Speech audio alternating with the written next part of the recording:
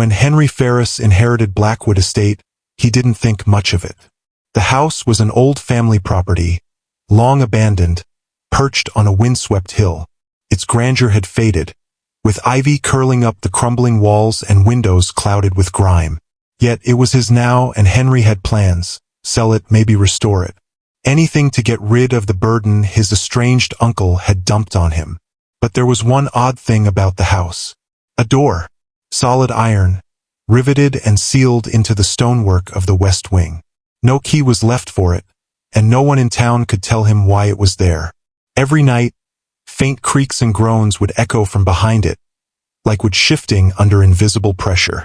Henry chalked it up to the old foundation settling, or so he told himself.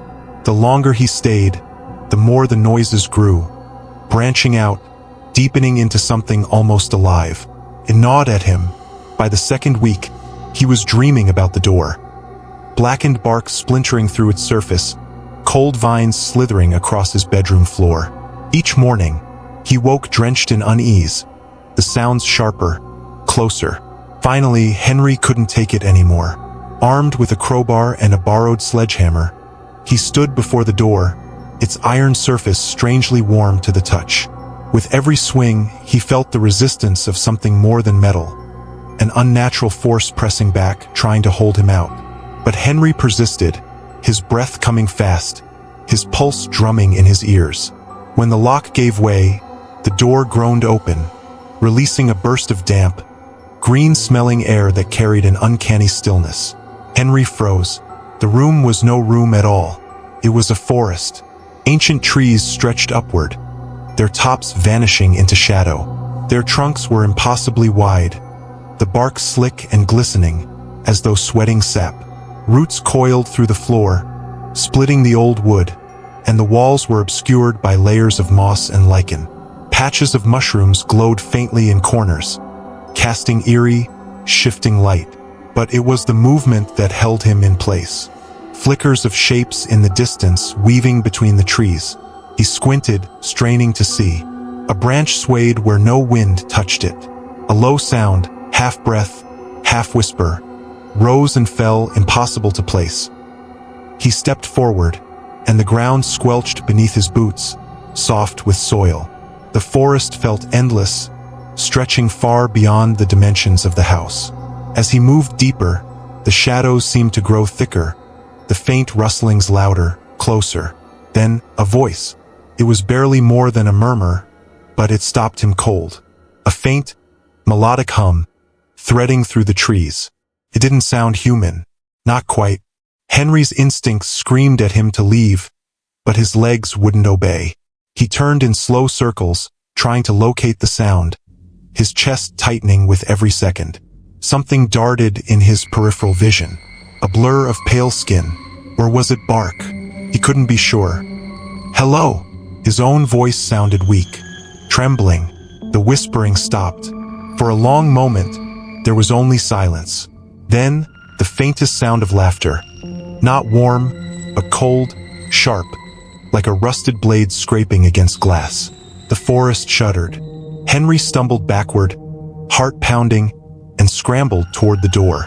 As soon as he crossed the threshold, the forest seemed to collapse inward. The doorway slammed shut behind him with a final, ringing clang. That night, Henry barely slept.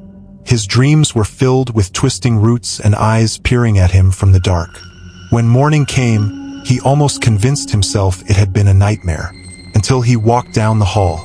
The door to the room was gone. In its place, an arched opening gaped, framing the same tangled trees and creeping vines. But now, the forest had spread, tendrils spilling across the hallway, curling over the floorboards. Leaves hung like shrouds over broken furniture, and the strange, melodic hum pulsed faintly in the distance.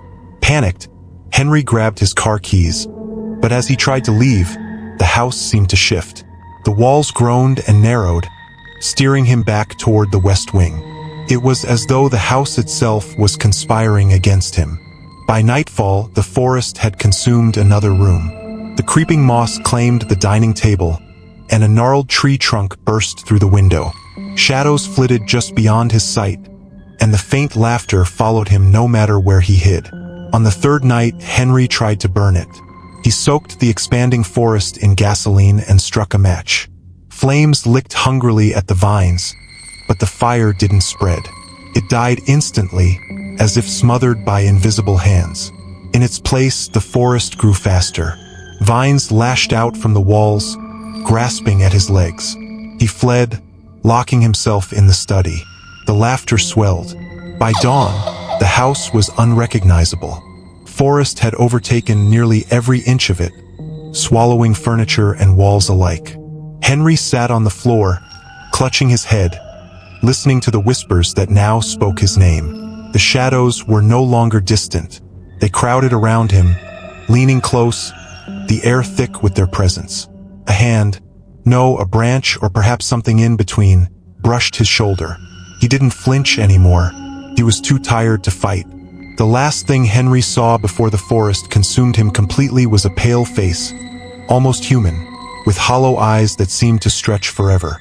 When the next owner arrived at Blackwood Estate, they found no trace of the mansion. Just a sprawling forest, impossibly old, with trees that seemed to whisper when the wind passed through them. At its center stood a single iron door, sealed tight, as though daring someone to open it.